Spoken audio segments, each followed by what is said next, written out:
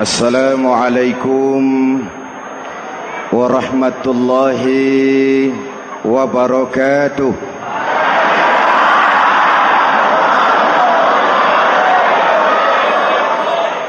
Alhamdulillahi rabbil alamin. Wassalatu wassalamu ala ashrafil mursalin Sayyidina wa maulana Muhammadin wa ala alihi wa sahbihi ajmain, amma ba'du.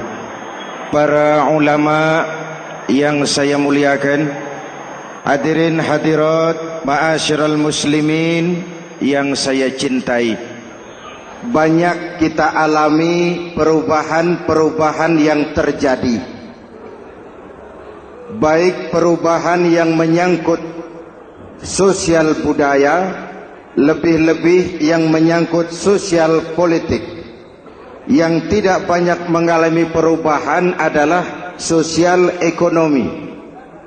Bahkan angka kemiskinan kita naik menjadi 3/5 dari total penduduk kita hidup di bawah garis kemiskinan, dan 20% diantaranya miskin mutlak.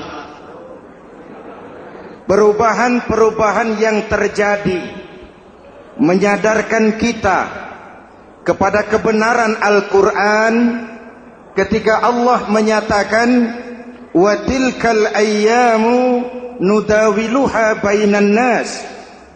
Hari itu kami putar di antara manusia. Ada saat datang, ada waktu pergi.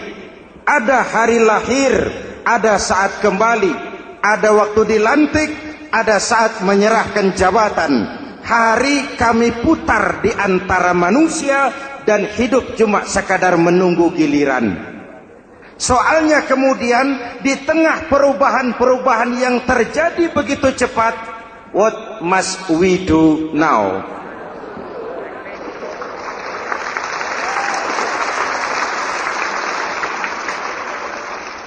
Saya juga nggak ngerti itu.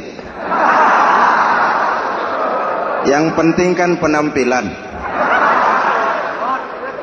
Saudara-saudara kaum muslimin di seluruh tanah air, jadi pemimpin adalah pelayan bagi orang yang dipimpinnya.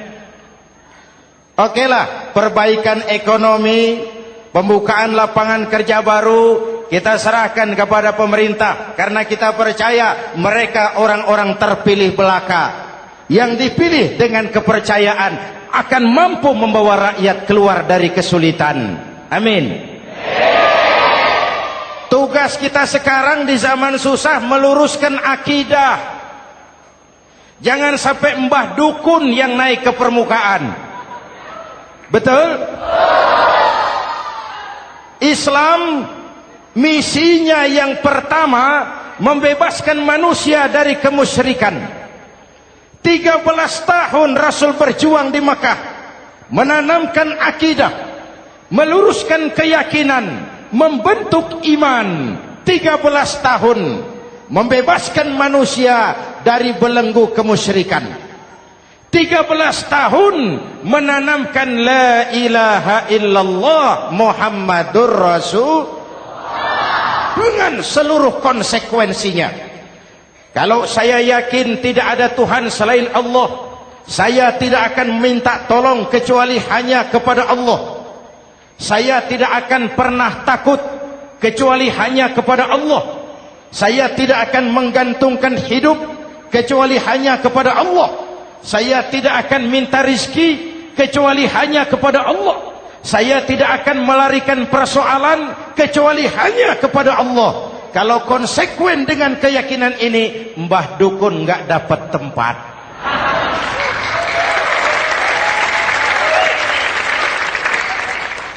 Akur? Ayo lihat secara sederhana. Saya sandaran di tiang, tiangnya ambruk, sayanya jatuh. Saya sandaran di tembok, temboknya runtuh, saya juga runtuh. Saya sandaran kepada orang kaya, dia jatuh miskin, saya bangkrut. Saya sandaran kepada jenderal, dia pensiun, saya selesai. Tapi kalau saya sandaran hanya kepada Allah, Allah tidak akan pernah miskin, Allah tidak akan pernah lumpuh, Allah tidak akan pernah terpuruk, dan Allah tidak akan pernah berkurang kekuasaannya.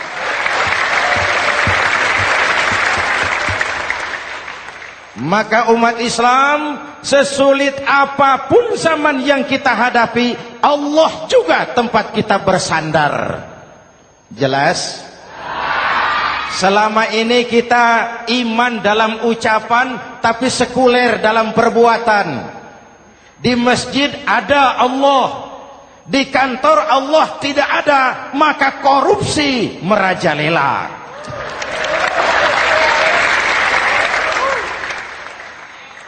Di masjid ada Allah, di pasar Allah tidak ada, maka timbangan tetap curang. Kita iman dalam ucapan, tapi sekuler dalam perbuatan. Oleh karena itu, sesulit apapun zaman yang kita hadapi, iman jugalah pegangan kita. Allah juga tempat kita bersandar. Boleh zaman berubah, akidah jangan sampai goyah. Karena iman kita hidup, untuk iman kita berjuang, dan dalam iman kita ingin kembali menghadap Allah Subhanahu. Selama ini manusia Indonesia kita lebih banyak diisi otaknya, hati sering kosong, agama dangkal, akidah rapuh, moral rendah. Memang kemudian muncul banyak orang-orang pintar, cuma sayang tidak benar. Indonesia kita bangkrut, Indonesia kita terpuruk, Indonesia kita sakit parah kalau diurus orang yang cuma pintar tapi tidak benar. Kita perlu orang-orang pintar, tapi kita lebih perlu orang benar. Jelas? Kalau cuma pintar tapi tidak benar, itu yang sering saya sampaikan, nanti disuruh ngurus beras malah nimbun beras.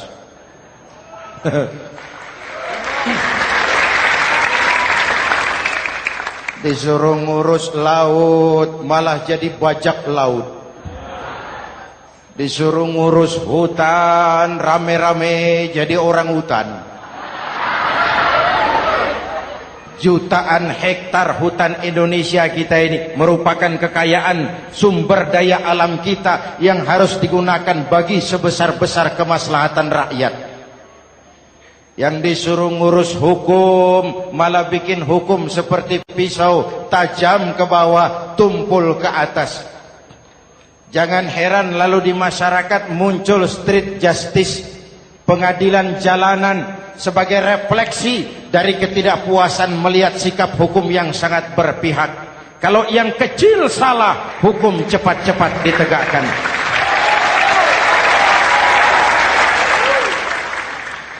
Lihat saja sekarang ini kalau orang terkenal banyak uang punya masalah, antri yang bela.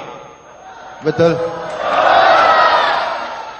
Tapi saudara lihat si Marsinah di Jawa Timur, si Sengkon dan Karta di Jawa Barat, si Udin Bernas wartawan Jogja terseok-seok mencari keadilan, sampai hari ini urusannya masih remeng-remeng. Kenapa bisa begitu? Jawabannya sederhana, tidak ada fulus. Ada fulus mulus, tidak ada fulus manfus. Betul? Jangan sampai para penegak hukum kita terjebak pada lagu baru, maju tak gentar membela yang bayar. Biar bertentangan dengan nurani, biar bertentangan dengan public opini, biar bertentangan dengan rasa keadilan. Siapa yang bayar, itulah majikan. Mau benar atau salah, belain terus. Kalau seperti inilah hukum kita, mafioso keadilan akan tetap gentayangan. Hadirin yang saya hormati, 13 tahun beliau berjuang di Mekah, meluruskan keyakinan, memantapkan akidah, meneguhkan iman. Dari situ segalanya dimulai, dan ke situ segalanya akan menuju. Intan paling mahal, mutiara paling berharga, tidak lain adalah nilai-nilai keimanan. Kalau itu sudah tergadai, apalagi yang bisa kita banggakan dalam kehidupan ini? Kita merasa harta kita berharga, belum ada artinya ketimbang iman. Kedudukan kita punya nilai pun belum ada artinya ketimbang dengan nilai-nilai keimanan. Itu intan paling mahal, itu mutiara paling berharga. Harta baru ada manfaatnya kalau dilandasi dengan iman. Jabatan dan kedudukan baru terasa gunanya kalau dilandasi dengan keimanan. Kalau jabatan lepas dari iman, yang akan lahir Fir'aun baru. Jelas? Kalau harta terlepas dari iman, yang akan muncul adalah konglomerat Korun. Kalau ilmu pengetahuan terlepas dari nilai dasar keimanan, maka yang akan muncul adalah ilmuwan pelacur yang menyalahkan yang benar, membenarkan yang salah untuk kepentingan pribadi. Dan kondisi seperti itu tidak akan membuat kita makin sehat. Oleh karena itu, pada kesempatan ini, pesan pertama saya, menghadapi zaman susah, tetap jaga akidah, tetap pelihara keyakinan. Kesulitan bukan untuk ditakuti, untuk diatasi. Hidup adalah kerja keras, bukan keajaiban. Perubahan tidak akan datang hanya dengan simsalabim abragadabra. Perubahan tidak akan muncul hanya dengan berandai-andai. Perubahan tidak akan turun dari langit seperti turunnya embun di waktu malam. Perubahan adalah kerja keras, sehingga Al-Quran membimbing kita, innallaha la yughayyiru ma biqaumin hatta yughayyiru ma bi anfusihim.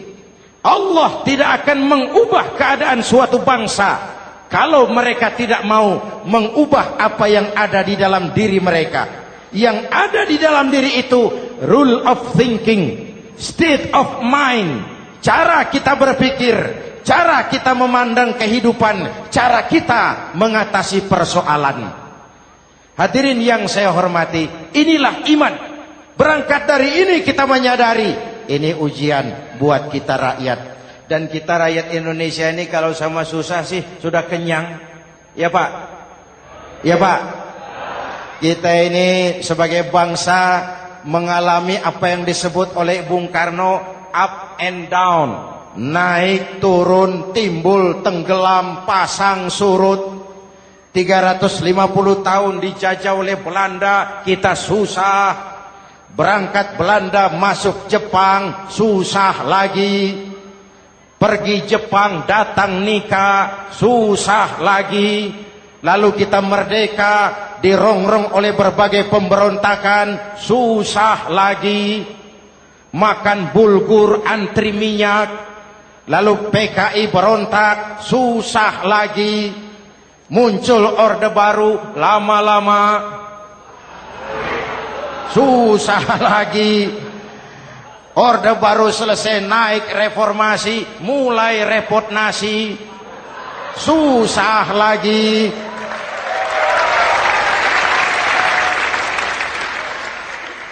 Kalau susah kita ini sudah akrab, sudah intim. Mestinya kalau sudah susah seperti itu, jangan salah sikap menyikapi kesusahan. Jangan sampai kita potong kompas, ambil jalan pintas, terjebak menghalalkan segala cara. Itu tidak akan menguntungkan, itu tidak akan menyelesaikan. Kalaupun selesai, nampaknya penyelesaian sesaat. Dan penyelesaian sesaat bukan penyelesaian yang sebenarnya. Karena itu tetaplah dalam koridor keimanan. Boleh zaman berubah, akidah jangan sampai goyah. Silahkan masa berganti, tapi keyakinan jangan mati. Sekali la ilaha illallah, sampai tetes darah paling penghabisan, tetap la ilaha illallah. Sanggup? 3 orang. Sanggup? 21. Sanggup? Kalau sanggup kita harus konsekuen. Saudara-saudara di seluruh tanah air, misi yang kedua dari Islam setelah membebaskan manusia dari kemusyrikan, membebaskan manusia dari ras diskriminasi, mengikat manusia dengan tali akidah. Sebelum Islam datang, manusia dibedakan oleh warna kulit, manusia dibedakan oleh faktor keturunan, manusia dibedakan oleh faktor harta dan benda. Adalah Rasul yang mengajarkan, innallaha la yanzuru ila suwarikum wala ila amwalikum walakin yanzuru ila qulubikum wa a'malikum. Allah tidak melihat potonganmu, Allah tidak melihat hartamu. Yang Allah lihat itu adalah hatimu dan amal perbuatanmu. Jauh sebelum Amerika teriak-teriak membanggakan apa yang mereka sebut sebagai Declaration of Independence, Nabi sudah mengajarkan kepada kita semua, annas kulluhum li Adam wa Adam min turab la fadla li arabiyyin ala ujamiyyin illa bittaqwa. Seluruh manusia berasal dari Adam. Adam diciptakan dari tanah. Tidak ada kelebihan Arab dengan yang bukan Arab kecuali takwanya. Jauh sebelum Amerika mencanangkan bahwa semua manusia dilahirkan sama, that all men are created equal. Jauh sebelum itu Islam sudah membebaskan manusia dari ras diskriminasi. Apa dalam konteks kekinian menghadapi zaman susah tetap jaga kerukunan? Ya Pak, ya Bu, oi Bu. Menghadapi zaman susah tetap jaga kerukunan, baik antar umat seagama, antar umat beragama, maupun antar umat beragama dengan pemerintah.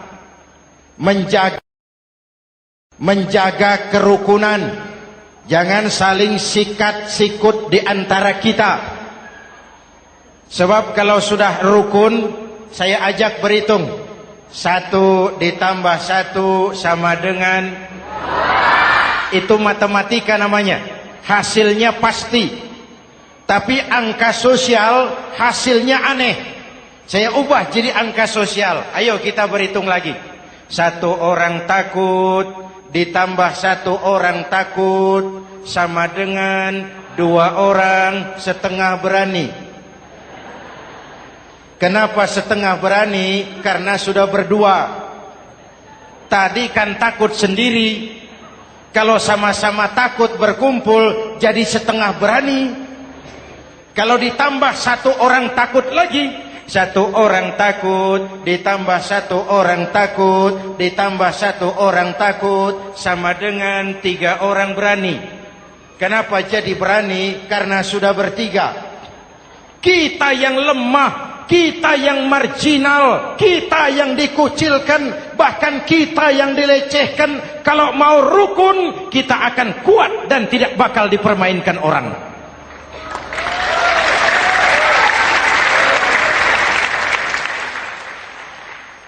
Tapi kalau rukunnya yang satu mau menikam yang lain, saya ajak berhitung lagi. Yuk berhitung yuk. 1 ekor ayam ditambah 1 ekor musang sama dengan 1 ekor musang. Kemana ayamnya? Dimakan musang. Betul nggak nih hitungan? Ayo kita hitung lagi. 1 ekor ayam ditambah 1 ekor musang sama dengan 1 ekor musang. Kemana ayamnya? Dimakan musang. Jadi kalau kita suka kumpul dengan orang yang mau makan kita, selesailah kita.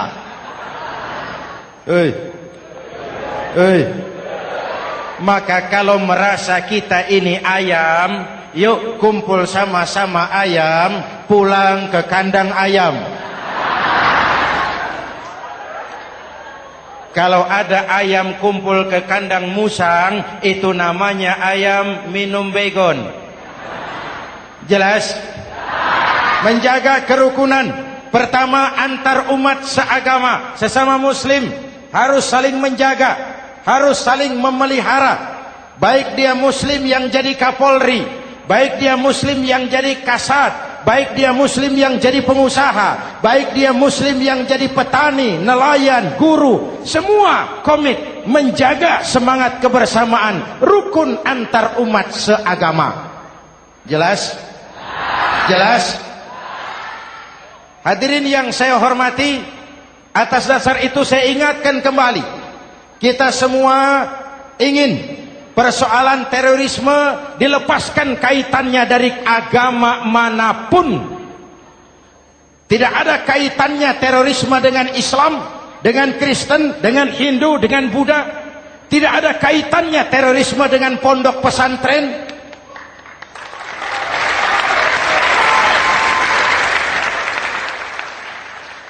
Jangan sampai pesantren jadi kambing hitam. Karena sejak zaman penjajahan, pesantren sudah terbukti memberikan kontribusi bagi perjuangan memerdekakan rakyat Indonesia. Rukun antar umat seagama. Yang kedua, rukun antar umat beragama. Islam ini rahmatan lil. Jangankan manusia walaupun berbeda agama, binatang saja dihormati. Ada hadis, fa iza zabahtum fa ahsinuz zibhata. Kalau kamu menyembelih hewan, sembelihlah dengan cara yang terbaik. Jangan menyembelih ayam dengan pisau tumpul. Itu namanya tidak berperi kebinatangan. Yang kecil lagi, saudara buka babul istinja, makruh buang air kecil di tanah yang berlubang. Sebab apa? Pertama, menjaga kesehatan. Siapa tahu di lubang yang saudara buang air kecil itu ada gas beracun. Kalau tidak, melindungi binatang yang ada di dalam lubang. Siapa tahu di lubang yang saudara buang air kecil itu ada semut sedang rapat membahas terorisme. Apa dosanya lalu mati dikencingi? Ini namanya rahmatan lis semut. Binatang saja dilindungi. Maka perbedaan agama tidak harus menyebabkan kita bertolak belakang. Perbedaan agama bukan alasan untuk saling bermusuhan. Apalagi kita sudah menyadari tentang kemajmukan kita, tentang kebinekaan kita, tentang keragaman kita. Rukun antar umat beragama. Saling menghormati, saling menghargai, tapi tetap dalam batas lakum dinukum. Lalu rukun antar umat beragama dengan pemerintah. Hadirin yang saya hormati, yang benar kita dukung, yang salah kita perbaiki dan kita tegur menurut cara-cara yang diajarkan oleh agama kita. Dan sholat berjamaah, pendidikan bernegara yang paling bagus. Tadi kita sholat ada imam, ada makmum, betul? Makmum wajib ikut imam kalau imam benar sholatnya. rakyat wajib ikut pemimpin kalau pemimpin benar mimpinnya. Masyarakat Islam ini loyal. Masyarakat Islam ini bukan pemberontak.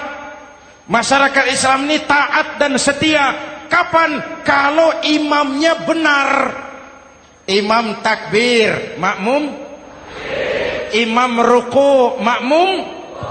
Imam i'tidal, makmum. I'tidal. Imam sujud, makmum. Tapi kalau imam keliru, mestinya imam ruku malah sujud. Salah imam ini. Tegur. Siapa yang wajib negur? Makmum yang saf terdepan. Anggota DPR.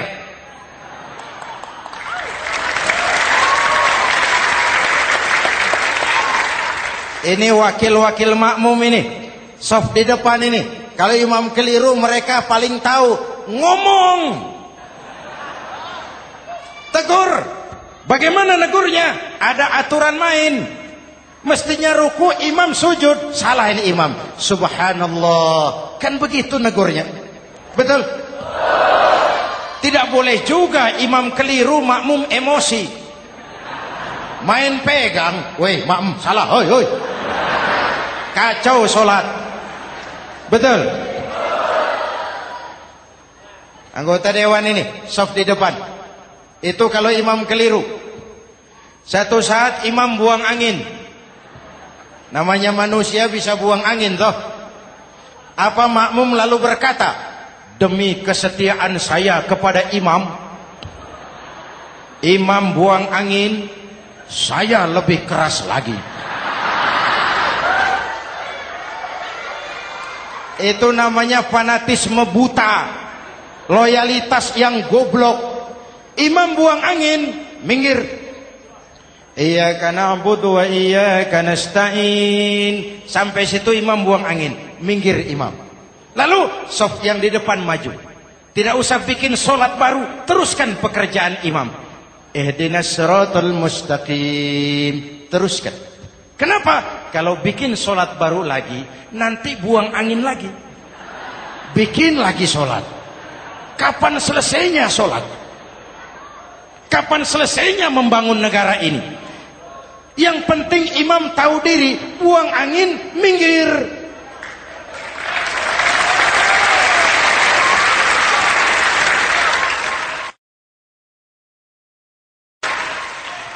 Ini kacaunya solat berjamaah kita sekarang. Kacaunya negeri kita sekarang. Banyak imam sudah buang angin, gengsi. Diam aja merasa nggak punya salah. Dikasih tahu sama makmum, imam tadi buang angin ya, malah jawab sedikit. Apa kalau sedikit lalu tidak batal solat itu? Mekanisme kehidupan sosial yang diatur lewat tuntunan solat berjamaah. Sehingga Nabi berpesan, kun imaman muta'an au ma'muman muti'an fala takun thalisan jazu'a. Kalau jadi pemimpin, jadilah pemimpin yang ditaati. Kalau jadi makmum, jadilah makmum yang mentaati. Jangan jadi golongan ketiga pemecah belah. Di depan tidak jalan, di belakang takut, ditaruh yang di tengah, di depan didorong, yang belakang ditendang. Ini namanya biang kerok. Saudara-saudara, dari uraian singkat ini saya ambil beberapa catatan pokok. Pertama, kalau ada intan paling mahal, kalau ada mutiara paling berharga dalam hidup kita, itu tidak lain adalah karena keyakinan.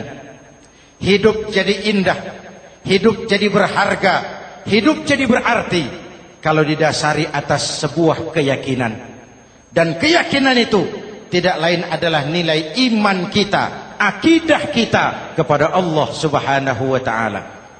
Yang kedua, tetap menjaga kerukunan. Sesulit apapun zaman yang kita hadapi, kita tetap harus menjaga semangat kebersamaan. Kita harus tetap menjadi lem perekat yang menjaga keutuhan, baik sebagai bangsa maupun sebagai umat. Perbedaan adalah wajar, harus dihormati sebagai ciri kehidupan berdemokrasi. Tapi jangan perbedaan menjadi sebab kita bermusuhan, dan jangan perbedaan menyebabkan kita saling berpecah belah. Hormati perbedaan, jangan perbedaan dipandang sebagai permusuhan. Dengan akidah yang kuat dan kebersamaan yang kokoh, ayo kita hadapi kesulitan, kita atasi kesulitan, dan dengan kerja keras untuk menyongsong hari esok yang lebih pasti. Mari kita Fatihah, semoga Allah memelihara kita bangsa Indonesia. Ala hadhihi niyah wa ila hadratin Nabi. Al-Fatihah.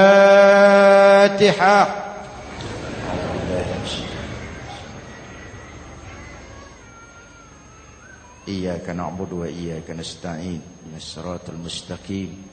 Siratal ladzina an'amta 'alaihim. Bismillahirrahmanirrahim. Amin. Alhamdulillahi rabbil alamin.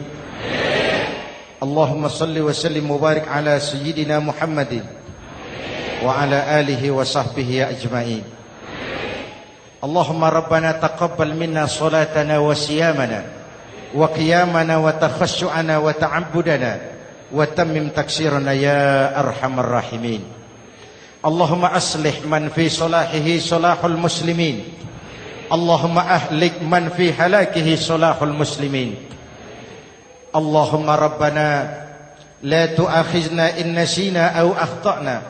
Rabbana wa la tahmil alaina isran kama hamaltahu ala alladhina min qablina.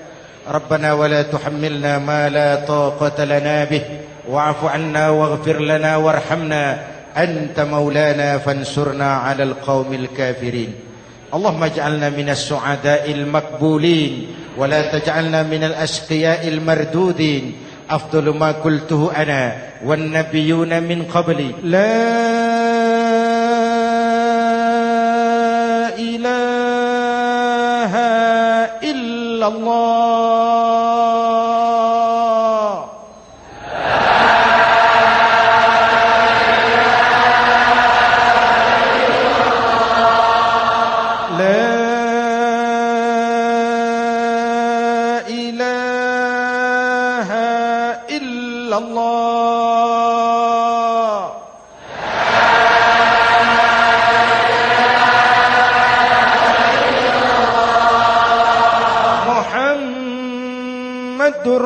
Rasulullah